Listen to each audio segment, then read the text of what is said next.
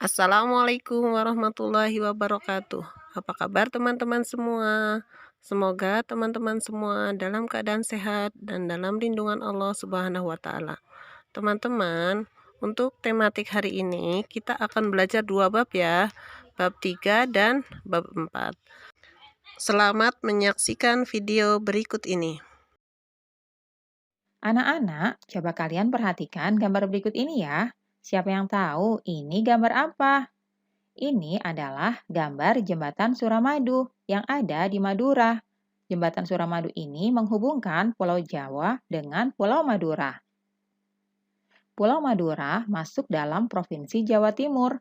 Meskipun demikian, secara geografis Pulau Madura terpisah dengan kabupaten-kabupaten lain di Jawa Timur.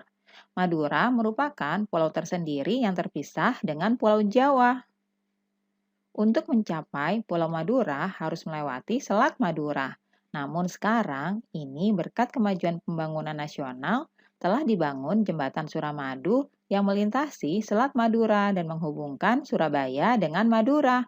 Dengan demikian, untuk mencapai Pulau Madura bisa melalui perjalanan darat. Perhatikanlah gambar berikut ini ya anak-anak. Indonesia merupakan negara maritim dan kepulauan terbesar di dunia. Negara maritim adalah negara yang memiliki perairan yang luas. Hampir 2/3 wilayah Indonesia merupakan lautan, antara pulau satu dengan pulau yang lain disatukan oleh laut. Kondisi geografis Indonesia sebagai negara maritim dan kepulauan menyimpan potensi yang besar dalam bidang ekonomi, sosial, budaya, transportasi, dan lainnya. Potensi-potensi tersebut dapat menjadi modal yang penting dalam pembangunan nasional guna mewujudkan kesejahteraan masyarakatnya. Kelompok masyarakat yang bisa merasakan langsung potensi kekayaan sumber daya kelautan ini adalah masyarakat yang berada di pesisir. Banyak jenis pekerjaan yang bisa diusahakan untuk menunjang kehidupan ekonominya. Berikut ini adalah jenis-jenis pekerjaan yang berkaitan dengan pemanfaatan sumber daya laut. Yang pertama, nelayan. Yang kedua, pedagang ikan. Yang ketiga, petani garam. Yang keempat, petani rumput laut. Yang kelima, budidaya kerang mutiara. Yang keenam, usaha pariwisata. Yang ketujuh, jasa pelayaran. Berikutnya adalah pertambangan minyak dan masih banyak jenis-jenis pekerjaan yang lainnya. Coba kalian cari informasi ya, jenis pekerjaan apa lagi yang berkaitan dengan pemanfaatan sumber daya laut. Nah, anak-anak, itulah tadi contoh jenis-jenis pekerjaan yang berkaitan dengan pemanfaatan sumber daya laut ya. Anak-anak, berikut ini beberapa dampak yang diakibatkan oleh letak dan kondisi geografis bangsa Indonesia sebagai negara maritim. Yang pertama, komunikasi dan interaksi antar penduduk menjadi lebih mudah, baik antar warga Indonesia maupun orang Indonesia dengan warga asing.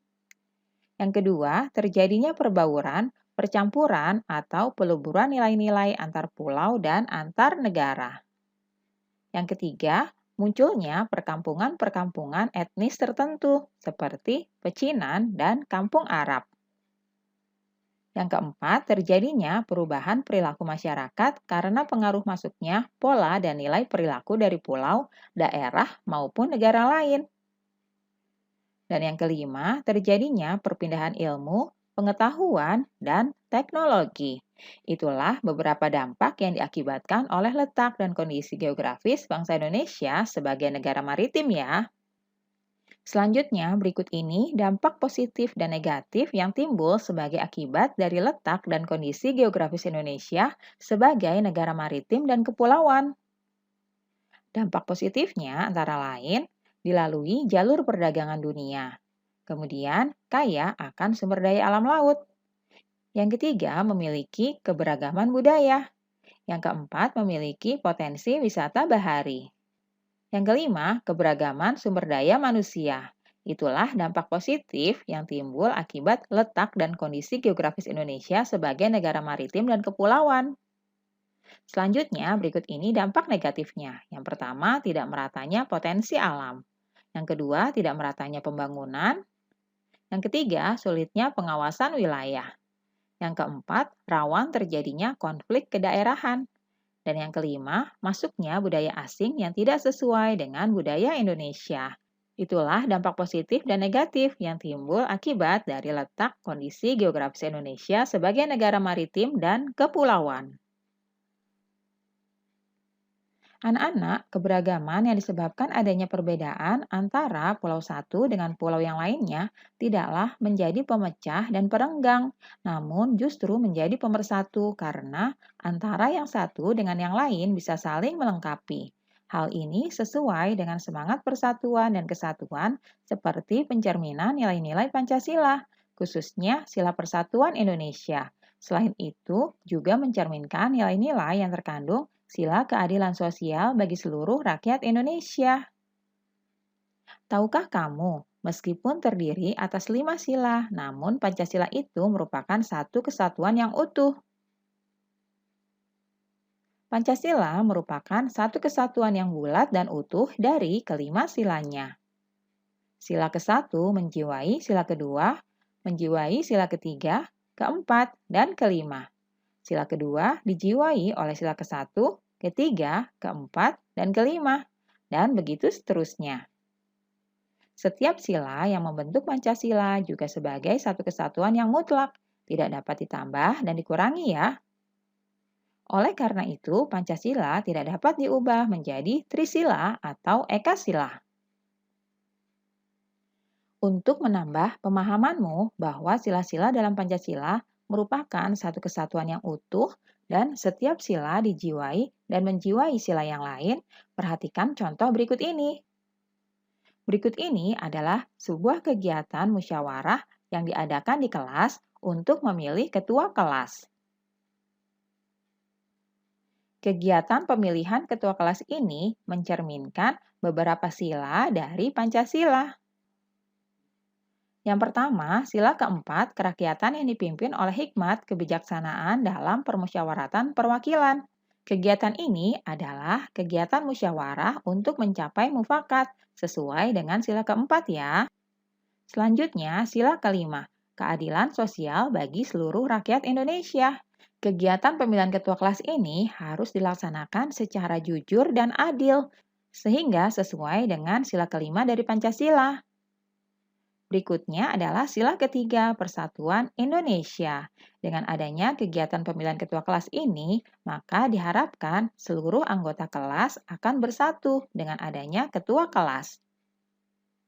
Berikutnya, sila kedua, kemanusiaan yang adil dan beradab. Anak-anak, kegiatan pemilihan ketua kelas ini harus dijalankan secara baik dan tidak merugikan orang lain. Nah, anak-anak, itulah pencerminan dari beberapa sila Pancasila dalam hal pemilihan ketua kelas.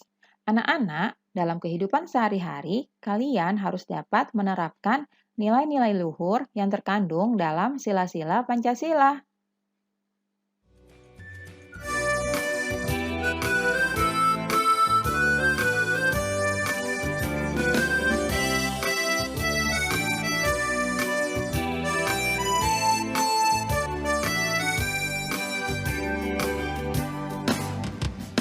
Nenek moyangku seorang pelaut, gemar mengarung luas samudra, menerjang ombak, tiada takut, menempuh badai, sudah biasa.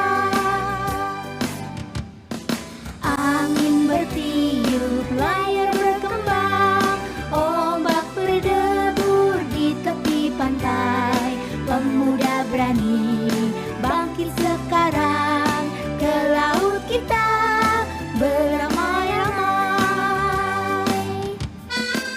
Anak-anak, kisah kejayaan bahari bangsa Indonesia sebagai negara maritim pada masa lalu membuat kita bangga. Akankah masa-masa tersebut dapat terulang lagi sekarang dan ke depan? Anak-anak, berikut ini adalah gambar kapal pinisi. Kapal ini berasal dari Sulawesi Selatan. Kapal pinisi, kapal penjelajah dunia. Anak-anak, kalian baca ya bacaan ini dengan seksama. Setelah itu, kita akan menentukan ide pokok dari masing-masing paragrafnya.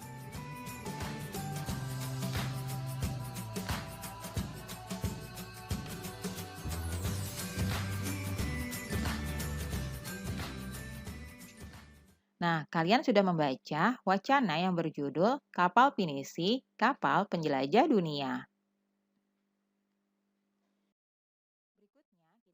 Berikut ini adalah ide pokok paragraf 1.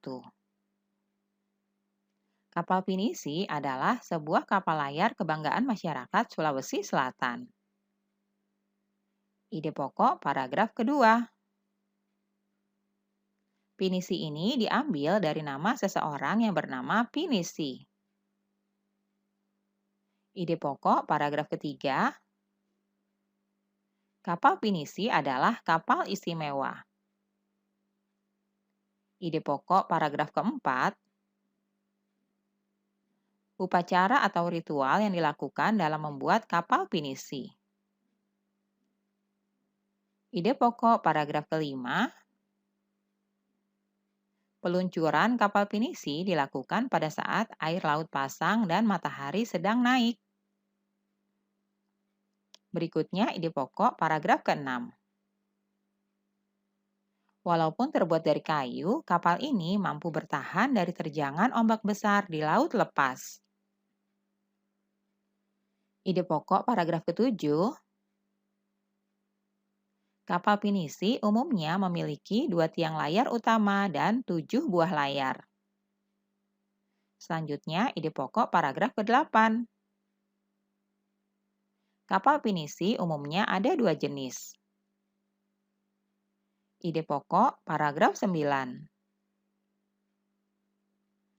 Kegunaan kapal pinisi. Ide pokok paragraf 10. Kapal pinisi dijadikan lambang salah satu gerakan WWF, yakni SOSOK. Itulah tadi ide pokok masing-masing paragraf dari bacaan yang sudah kalian baca tadi ya. Anak-anak, berikut ini kondisi geografis berupa kepulauan yang terdiri atas lebih dari 13.000 dan tersebar dari Sabang sampai Merauke, mengakibatkan beragamnya budaya bangsa Indonesia. Masing-masing daerah atau pulau memiliki budayanya masing-masing yang berbeda dengan daerah atau pulau yang lain. Budaya antara suku bangsa satu dengan yang lain juga berbeda-beda, seperti bahasa, adat istiadat, tradisi, sistem kepercayaan, dan sebagainya. Berikut ini adalah ciri keragaman budaya lokal Indonesia. Yang pertama, keragaman suku bangsa. Yang kedua, keragaman bahasa. Yang ketiga, keragaman religi atau agama. Dan yang keempat, keragaman seni dan budaya. Keragaman suku bangsa. Suku bangsa di Indonesia diklasifikasikan menjadi 19 suku induk. Keragaman bahasa, Indonesia masuk ke dalam rumpun bahasa Austronesia yang terbagi lagi ke dalam subrumpun dan wilayah-wilayah bahasa. Keragaman religi atau agama, 6 agama yang diakui pemerintah Republik Indonesia yaitu Islam, Katolik, Kristen, Hindu, Buddha, dan Konghucu. Yang terakhir, keragaman seni dan budaya. Salah satu wujudnya adalah kesenian, baik seni sastra, seni tari, seni musik, seni drama, dan sebagainya. Itulah ciri keragaman budaya lokal Indonesia. Berikut ini contoh budaya asli Indonesia. Yang pertama adalah reog. Reog berasal dari daerah Ponorogo, Jawa Timur. Yang kedua, tari kecak. Tari kecak ini berasal dari Bali. Nah, itulah contoh budaya asli Indonesia ya anak-anak. Selanjutnya, contoh budaya hasil pencampuran dengan budaya luar negeri. Yang pertama adalah keroncong. Awalnya, jenis musik keroncong diperkenalkan oleh bangsa Portugis sebagai sarana hiburan bagi para budak Portugis yang berasal dari Afrika Utara dan India. Jadi keroncong ini merupakan budaya hasil pencampuran dengan budaya luar negeri ya. Yang kedua, barongsai. Tarian barongsai merupakan salah satu contoh dari budaya Cina yang telah menyebar ke seluruh dunia termasuk Indonesia. Nah, anak-anak, itulah contoh budaya asli Indonesia dan juga contoh budaya hasil pencampuran dengan budaya luar negeri ya. Anak-anak, peta di atas adalah peta jalur penerbangan antar pulau di Indonesia. Sekarang sebutkan bandara-bandara dan lapangan udara di tiap-tiap provinsi di Indonesia. Berikut nama-nama bandara di Indonesia. Kalian bisa membacanya dan bahkan mungkin bisa menghafalkannya agar bertambah pengetahuan kalian. Selanjutnya, peta di atas adalah peta jalur pelayaran antar pulau di Indonesia. Sekarang coba kalian sebutkan ya nama pelabuhan di tiap-tiap provinsi di Indonesia. Nah, berikut ini nama-nama pelabuhan di tiap provinsi di Indonesia. Kalian bisa baca dan juga hafalkan ya, agar pengetahuan dan wawasan kalian semakin luas.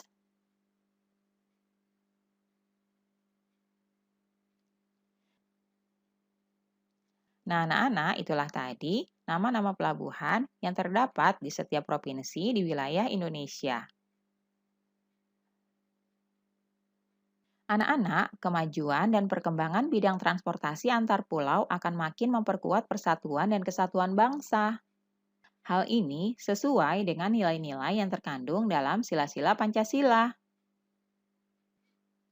Berikut adalah contoh-contoh kegiatan pengambilan keputusan bersama yang sesuai dengan nilai-nilai Pancasila. Misalnya di sekolah, kegiatan pengambilan keputusan bersamanya antara lain pemilihan ketua kelas, penentuan waktu dan tempat ekstrakurikuler, dan rapat penentuan pengurus koperasi sekolah. Di rumah, contohnya menentukan lokasi liburan keluarga, pembagian tugas di rumah, dan musyawarah saat ada masalah di rumah. Di masyarakat, contohnya pemilihan ketua RT, rapat jadwal dan lokasi kerja bakti, dan pembentukan jadwal ronda. Di negara, contohnya adalah musyawarah anggota DPR dan MPR, kemudian pemilihan presiden dan musyawarah menentukan upah minimum. Itulah contoh kegiatan pengambilan keputusan bersama di masing-masing lokasi ya.